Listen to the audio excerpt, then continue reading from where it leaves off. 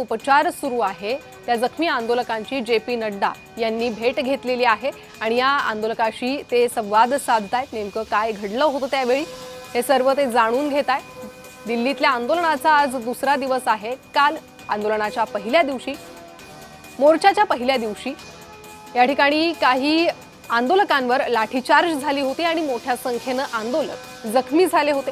त्यानंतर त्यांना रुग्णालयात भरती करण्यात आलं। त्यांच्यावर सध्या उपचार सुरू आहे आणि अशात मंत्री जे.पी. नड्डा यांनी रुग्णालयात या आंदोलकांची भेट घेतलेली आहे।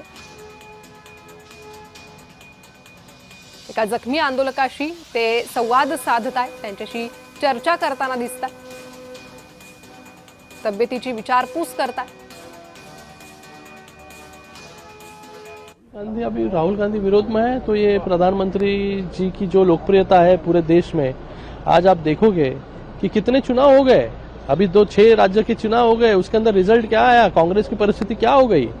आज हमारे प्रधानमंत्री जो है सबसे लोकप्रिय प्रधानमंत्री है, सबसे ज्यादा टेन्योर जो है उन्होंने आज पूरा किया है। तो अभी ये कहीं ना कहीं तो दुख तो राहुल गांधी को होता रहेगा।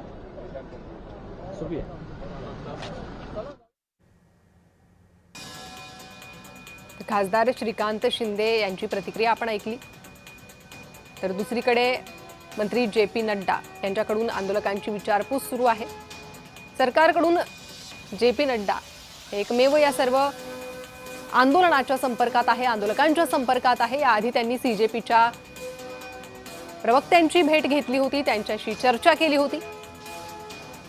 मंत्री नड्डांकडून आता जखमी आंदोलकांची भेट घेण्यात आलेली आहे।